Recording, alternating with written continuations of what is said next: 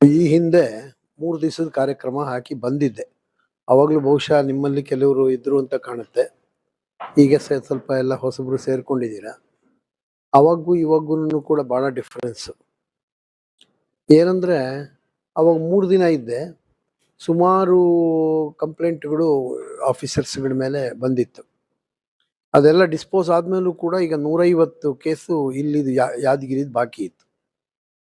ಅಂದ್ರೆ ಇನ್ನೂನು ನಾವಷ್ಟು ಹೇಳಿ ಹೋದ್ರು, ಅವೇರ್ನೆಸ್ ಕ್ರಿಯೇಟ್ ಮಾಡಿದ್ರು ಕೂಡ ಜನಗಳಲ್ಲಿ ಲೋಕಾಯುಕ್ತ ಸಂಸ್ಥೆಗೆ ದೂರು ಕೊಡಬೇಕು, ಹೇಗೆ ಕೊಡಬೇಕು, ಏನು ಕೊಡಬೇಕು ಅಂತಕ್ಕಂಥದ್ದು ಇನ್ನ ಅರಿವು ಅವರಲ್ಲಿ ಸರಿಯಾಗಿ ಮೂಡಿಲ್ಲ.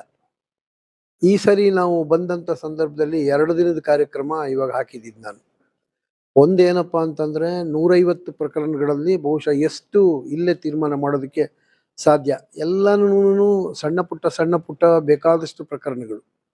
ಜೊತೆಗೆ ಮೇಜರ್ ಪ್ರಾಬ್ಲಮ್ ಕೂಡ ಈ ಯಾದಗಿರಿ ಒಳಗೆ ಈ ಸಾರ್ವಜನಿಕರಿಗೆ ಸಂಬಂಧಪಟ್ಟಿದ್ದು ಕೂಡ ತುಂಬಾ ಇದೆ. ಅದರೊಳಗೆ ನಾವೇನ್ ಮಾಡಿದ್ವಿ ಅಂತಂದ್ರೆ ಮಿಕ್ಸ್ ಮಾಡಿಕೊಂಡು ಒಂದು 77 ಪ್ರಕರಣಗಳನ್ನ ತಗೊಂಬಂದಿದ್ವಿ. ಬರೀ 77 ಪ್ರಕರಣಗಳಲ್ಲಿ ಸಾರ್ವಜನಿಕ ಸಮಸ್ಯೆ ಇರೋ ಪ್ರಕರಣಗಳು ಇತ್ತು ಮತ್ತು ಈ ಖಾಸಗಿ ವ್ಯಕ್ತಿಗಳಿಗೆ ವೈಯಕ್ತಿಕವಾಗಿರ್ತಕ್ಕಂಥ ಪ್ರಕರಣಗಳು ಕೂಡ ಇದ್ವು. ಅದರಲ್ಲಿ ಸುಮಾರು 57 ಪ್ರಕರಣಗಳು ಅವತ್ತೇನೆ ತೀರ್ಮಾನ ಆಯಿತು. ಬೆಳಿಗ್ಗೆ ನೀವು ನೋಡಿದಾಗ ನಾವು 10 ಗಂಟೆಗೆ ಶುರು ಮಾಡಿದ್ವಿ. ರಾತ್ರಿ 9 ಗಂಟೆ ತನಕನೂ ಕೂಡ ಕಂಟಿನ್ಯೂಸ್ ಆಗಾಯಿತು, except for half an hour or 45 minutes for lunch break. ಅದು ಬಿಟ್ಬಿಟ್ರೆ 9 ಗಂಟೆ ತನಕನೂ ಆಯಿತು. ಜನಗಳು ಕೂಡ ಬಂದಿದ್ದವರು ತುಂಬ ಸಹಕಾರ ಕೊಟ್ಟರು, ಆಫೀಸರ್ಸು ಕೂಡ ಸಹಕಾರ ಕೊಟ್ಟಿದ್ದಾರೆ. ಆದರೆ ನಾನು ಹೇಳೋದೇನು ಅಂತಂದರೆ ಇಲ್ಲಿ ಸಾರ್ವಜನಿಕರಿಗೂ ಕೂಡ ಒಂದು ಆಫೀಸ್ನಲ್ಲಿ ಹೇಗೆ ಬಿಹೇವ್ ಮಾಡಬೇಕು ಅನ್ನೋದು ಗೊತ್ತಿಲ್ಲ. ಸರ್ಕಾರಿ ನೌಕರರಿಗೂ ಕೂಡ ಈ ಸಾರ್ವಜನಿಕರು ಬಂದಂಥ ಸಮಯದಲ್ಲಿ ನಾವು ಅವ್ರ ಪ್ರಕರಣಗಳನ್ನು ಹೇಗೆ ತೀರ್ಮಾನ ಮಾಡಬೇಕು, ಹೇಗೆ ಅವ್ರನ್ನ ಟ್ರೀಟ್ ಮಾಡಬೇಕು ಅಂತಕ್ಕಂಥದ್ದು ಒಂದು ಭ್ರಾತೃತ್ವ ಭಾವನೆ ಅನ್ನೋದು ಇಲ್ಲವೇ ಇಲ್ಲ ಇಲ್ಲಿ. ಅವರು ನೀವು ನೋಡಿದಾಗೇನೆ ಸುಮಾರು ಜನ ಹೇಳೋದು ಏನು ಅಂತಂದರೆ, ಆ ಸೈನಿಕರದೇ ಒಂದು ಎಕ್ಸಾಂಪಲ್ ತಗೊಳ್ಳಿ. ಆ ಸೈನಿಕರು ದೇಶಕ್ಕೋಸ್ಕರವಾಗಿ ಒಂದು ಹೋರಾಟ ನಡೆಸಿದವರು, ಅವರು ಆ ಬಾಯಿನಲ್ಲಿ ಆ ಮಾತುಗಳು ಬರುತ್ತೆ ಅಂತಂದರೆ, ನಾವು ಆಫೀಸ್ಗಳಿಗೆ ಹೋದರೆ ನಮಗೊಂಚೂರು 3 ಕಾಸಿನ ಗೌರವ ಕೊಡೋದಿಲ್ಲ, ನಮ್ಮ ಕೆಲಸ ಮಾಡಿಕೊಡೋದು ಹಾಳಾಗೋಗ್ಲಿ, ಮಾಡದಿದ್ರೂ ಪರವಾಗಿಲ್ಲ, ನಮಗೊಂದು ರೆಸ್ಪೆಕ್ಟ್ ಇಲ್ದಂಗೆ ಬಿಹೇವ್ ಮಾಡ್ತಾರೆ ಆಫೀಸರ್ಸು ಅಂತಕ್ಕಂಥ ಮಾತುಗಳನ್ನು ಕೂಡ ಹೇಳಿದ್ರು. ಒಬ್ಬ ಸೈನಿಕರಿಗೆ ಆ ಥರ ಭಾವನೆ ಬಂತು ಅಂತಂದರೆ, ಇನ್ನು ಸಾಮಾನ್ಯವಾಗಿ ಹಳ್ಳಿ ಕಡೆ ಇರ್ತಕ್ಕಂಥ ಜನಗಳು, ರೈತಾಪಿಗಳು, ಅವ್ರ ಗತಿ ಏನು ಅಂತ ಅನ್ನೋದು ಒಂದು ಪ್ರಶ್ನೆ. ಇದನ್ನ ಹೇಗೆ ಬದಲಾವಣೆ ಮಾಡಬೇಕು ಅನ್ನೋದನ್ನೇ ಒಂದು ದೊಡ್ಡ $100 ಕ್ವಶನ್. ಅದು ಹೇಗಪ್ಪ ಇಂಥ ಒಂದು ನೌಕರರನ್ನ ಬದಲಾವಣೆ ಮಾಡೋದು ಹೇಗೆ ಅಂತಂದು. ಆಮೇಲೆ ನಾನು 1-2 ಕಡೆ ವಿಸಿಟ್ಟು ಮಾಡಿದೆ. ಇವತ್ತು ಕೂಡ 1-3 ಕಡೆ ವಿಸಿಟ್ ಮಾಡಿದೆ, ಬೆಳಗ್ಗೆ ಎದ್ದಾಗ್ಲಿಂದನೂ ಕೂಡ. ನೆನ್ನೆನೂ ಕೂಡ 1-2 ಕಡೆ ವಿಸಿಟನ್ನು ಮಾಡಿದ್ವಿ. ಈ ನಿಮ್ದು ಮೇಯ್ನ್ ಪ್ರಾಬ್ಲಮ್ ಏನು ಅಂದರೆ, ಇಷ್ಟು ವರ್ಷ ಆಗಿದೆ ಯಾದಗಿರಿ ಹುಟ್ಟಿ. ಯಾದಗಿರಿ ಬಹುಶಃ ಜಿಲ್ಲೆ ಬಂದಾಗ್ಲಿಂದನೂ ಕೂಡ ಈ ಪ್ರಾಬ್ಲಮ್ ಇದೆ. ಯಾರೂ ಇದನ್ನ ಸೀರಿಯಸ್ ಆಗಿ ತಗೊಂಡು, ಇಷ್ಟೊಂದು ಜನ ಮಂತ್ರಿಗಳಾಗಿರ್ತಾರೆ, ಇಷ್ಟೊಂದು ಜನ MLAಗಳು, MP ಗಳು, ಎಷ್ಟು ಜನ ರಾಜಕೀಯ ವ್ಯಕ್ತಿಗಳು ಬರ್ತಿರ್ತಾರೆ. ಇವರೆಲ್ಲ ಬಂದ್ರೂ ಕೂಡ ಇನ್ನೂ ಕೂಡ ಡ್ರೈನೇಜ್ ವ್ಯವಸ್ಥೆ ಇಲ್ಲ ನಿಮ್ಮ ಯಾದಗಿರಿಯಲ್ಲಿ. ಸಿಟಿ ಒಳಗೆ ಡ್ರೈನೇಜ್ ವ್ಯವಸ್ಥೆ ಇಲ್ಲ. ಎಲ್ಲ ಹೋಗ್ತಾ ನೋಡ್ತೀನಿ, ಚರಂಡಿಗಳೆಲ್ಲರನ್ನು ಕಸರೆ ಹಂಗೆ ತುಂಬಿಕೊಂಡಿದೆ. ಇವತ್ತು ನೀವೇ ನೋಡಿದಾಗೆ ಆ ಪಾರ್ಕ್ನಲ್ಲಿ ಎಷ್ಟು ಇದು ಪ್ರಾಬ್ಲಮ್ಸ್ ಇತ್ತು. ಆ ಕಮಿಷನರ್ಗೆ ನನಗೆ ಸಿಟ್ಟು ಬಂದು ಸಿಕ್ಕಾಪಟ್ಟೆ ಬೈದೆ ಇವತ್ತು.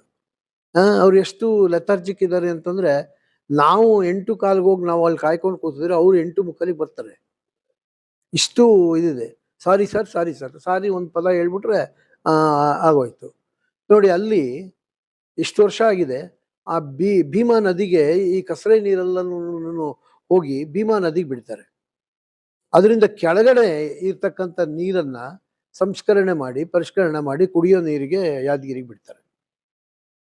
ಇದು ಎಷ್ಟು ವರ್ಷದಿಂದ ನಡೀತಿರ್ಬೋದು ಇದು. ಇದ್ರ ಬಗ್ಗೆ ಯಾರು ಅಷ್ಟೊಂದು ಸೀರಿಯಸ್ ಆಗಿ ತಲೆ ಕೆಡಿಸ್ಕೊಂಡು ಮಾಡಿದ್ದಾರೆ ಅಂತ ನಮ್ಗೆ ಅನ್ಸೋದೇ ಇಲ್ಲ. ಹೋದ್ ಸರಿ ಬಂದಾಗ ಬಹುಶಃ ನನಗೆ ಇದು ಯಾರು ತೋರಿಸಿರ್ಲಿಲ್ಲ, ಗೊತ್ತಾಗಿರ್ಲಿಲ್ಲ ನನಗೆ. ಇಲ್ಲ, ಯಾವುದು ಕೇಸ್ ಇಲ್ಲ. ಲೋಕಾಯುಕ್ತರ ಇದೆಯೋ ಇಲ್ವೋ ಗೊತ್ತಿಲ್ಲ, ನನ್ನ ಹತ್ರ ಅಂತೂ ಇಲ್ಲ. ನಾನು ಈಗ ನಿನ್ನೆ ದಿವಸ ಕೇಸ್ ರಿಜಿಸ್ಟರ್ ಮಾಡ್ಕೊಂಡಿದ್ದೀನಿ. ಅದನ್ನ ಅವ್ರು ಹೇಳ್ತಾರೆ, ನಮ್ಗೆ ಇವಾಗ ಕೋಟ್ಯಾಂತರ ರೂಪಾಯಿ ಬಂದಿದೆ ಅದನ್ನ ಮಾಡೋದಕ್ಕೋಸ್ಕರವಾಗಿ. ಅದನ್ನ ನದಿ ನೀರನ್ನ ಇದನ್ನ ಮಾಡಿ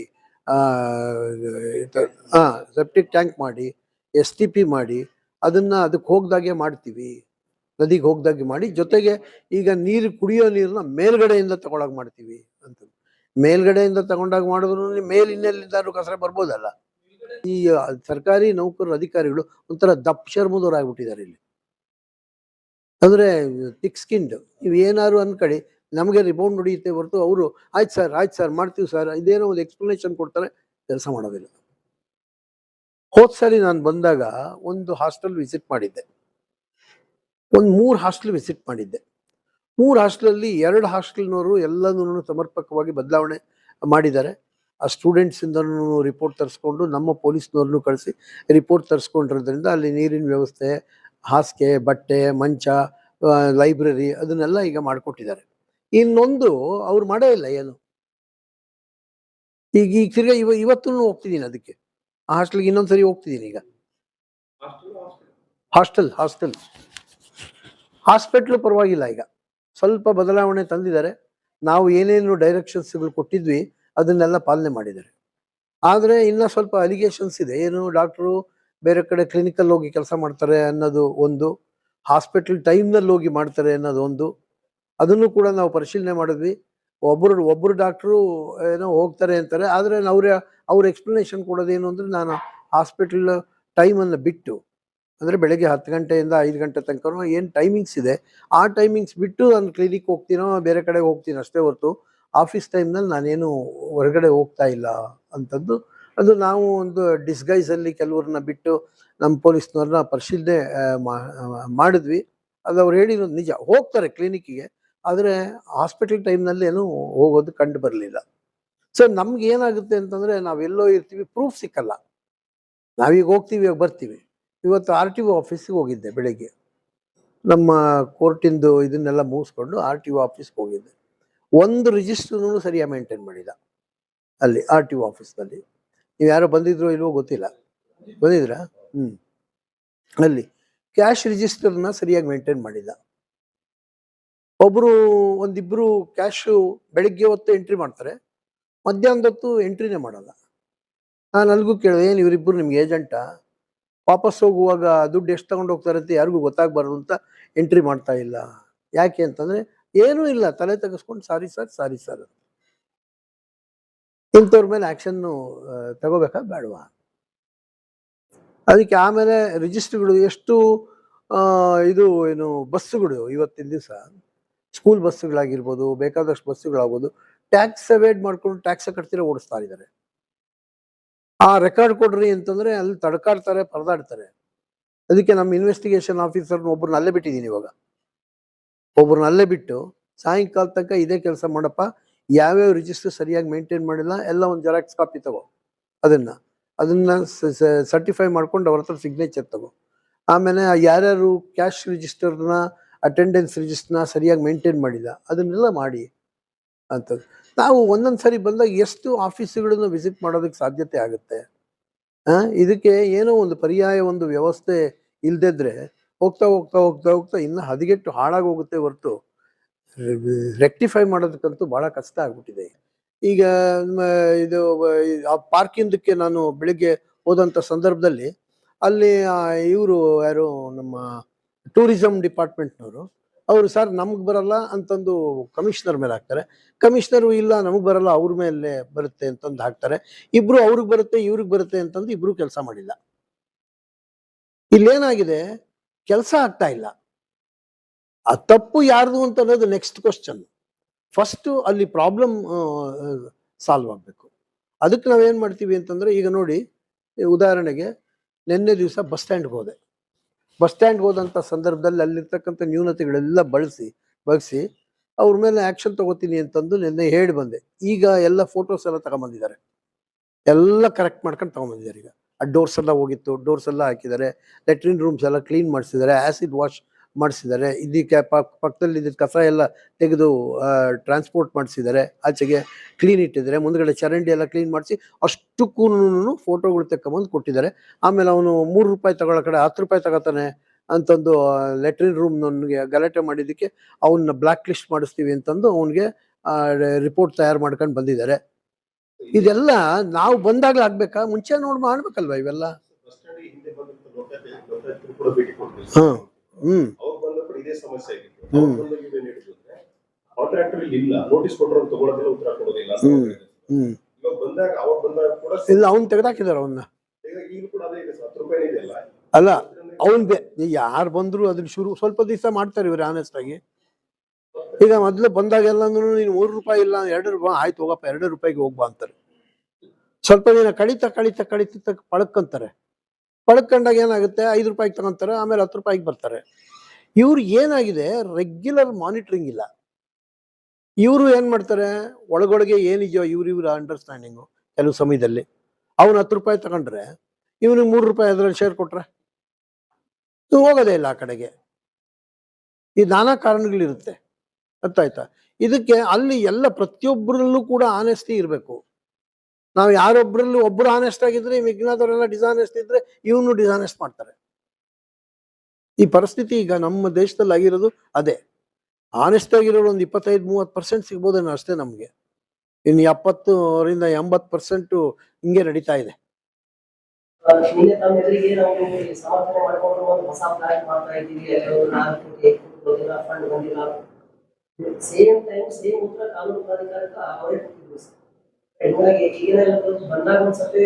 ಇಲ್ಲ, ಈಗ ನಾನು ಅದಕ್ಕೆ ರೆಕಾರ್ಡ್ ತರಿಸ್ಕೊಂಡಾಗ ಸ್ಯಾಂಕ್ಷನ್ ಆಗಿದೆಯಾ ಇಲ್ವಾ ಏನು ಎತ್ತ ನಮ್ಗೆ ಗೊತ್ತಾಗುತ್ತೆ. ಈಗ ಅವ್ರು ಏನು ಕೊಟ್ಟಿಲ್ಲ. ಇವಾಗ ನಾನು ಸುಮೋಟೋ ರಿಜಿಸ್ಟರ್ ಮಾಡ್ಕೊಂಡ್ರೆ ಅದನ್ನ ದಾಖಲಾತಿಗಳನ್ನ ತರಿಸ್ಕೊಂಡು ಸ್ಯಾಂಕ್ಷನ್ ಆಗಿದೆಯಾ ಸುಳ್ಳು ಹೇಳ್ತಿದ್ದೀರಾ ಅಂತ ಗೊತ್ತಾಗುತ್ತೆ. ಇಲ್ಲಿ ನನ್ನ ಎದುರಿಗೊಂದು ಹೇಳಿ ಅಲ್ಲೊಂದು ಕಳಿಸ್ಲಿಲ್ಲ ಅಂತಂದ್ರೆ I will take serious action against commissioner. ಅವರು ಜೊತೆ ಏನಾಗಿದೆ ನೋಡ್ರಿ, ಆ ಕಮಿಷನರ್ಗಳು ಬರ್ತಿರ್ತಾರೆ ಹೋಗ್ತಿರ್ತಾರೆ. ನಾನು ಅದಕ್ಕೆ ಹೇಳೋದು, ಇವಾಗ ಇಲ್ಲಿ ಬರ್ತಾನಪ್ಪ, ನಂದು ಅಂತ ನೋಡ್ಕೊಂಡು ಮಾಡ್ಬೇಕು.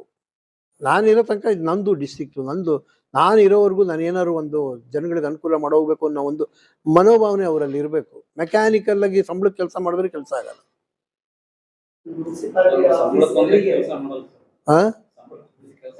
ಗಿಂಬಳಕ್ಕೂ ಮಾಡ್ತಾರೆ.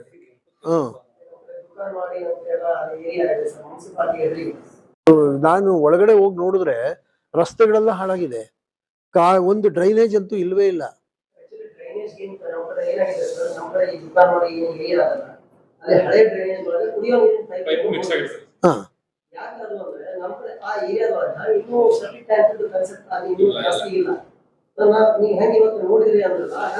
ಅಲ್ಲ ಆಯ್ತಪ್ಪ, ಈಗ ಸೆಪ್ಟಿಕ್ ಟ್ಯಾಂಕ್ ಕಾನ್ಸೆಪ್ಟ್ ಬಂದು ಎಷ್ಟು ವರ್ಷ ಆಯ್ತು?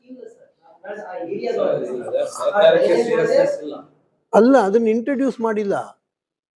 ಈಗ ಸೆಪ್ಟಿಕ್ ಟ್ಯಾಂಕ್ ಕಾನ್ಸೆಪ್ಟ್ ಬಂದು ಬಹಳ ವರ್ಷಗಳಾಯ್ತು, ಅರ್ಥ ಆಯ್ತಾ? ಈ ಸೆಪ್ಟಿಕ್ ಟ್ಯಾಂಕೇ ಬೇಡ್ರಿ ನಾನು ಹೇಳೋದು. ಎಲ್ಲರೂ ಉಂಟಲ್ರಿ ಇದನ್ನ ಕಸದ ನೀರು ಊರಿಂದೆಲ್ಲ ತಗೊಂಡೋಗಿ ಭೀಮಾ ನದಿಗೆ ಬಿಡೋದು. ಅಲ್ಲಿಗೊಂದು ಇದ್ ಬೇಡವೇನ್ರಿ, STP ಬೇಡವೇನ್ರಿ?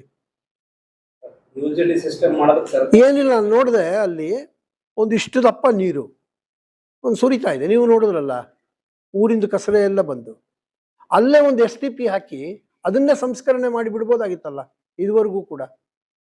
ಏನು STP ಅಂತಂದ್ರೆ ಫಿಲ್ಟರ್ ಇದ್ದಂಗೆ ಅದೊಂಥರ. ಅದೇ ಫಿಲ್ಟ್ರು. ನಾವು ವಾಟರ್ ಫಿಲ್ಟರ್ ಇಟ್ಕೊಂಡಿರ್ತೀವಲ್ಲ, ಬಲಿದವಾದ ವಾಟರ್ನೆಲ್ಲನೂ ಸಂಸ್ಕರಣೆ ಮಾಡಿ ಕರೆಕ್ಟಾಗಿ ಕುಡಿಯೋ ನೀರು ಬಿಡುತ್ತೆ ಅದು, ಆ ವಾಟರ್ ಫಿಲ್ಟ್ರು. ಇದು ದೊಡ್ಡ ಮಟ್ಟದಲ್ಲಿ ಮಾಡೋದು STP. ಇಷ್ಟು ವರ್ಷ ಬೇಕಾ ಒಂದು STP ಹಾಕೋದಕ್ಕೆ?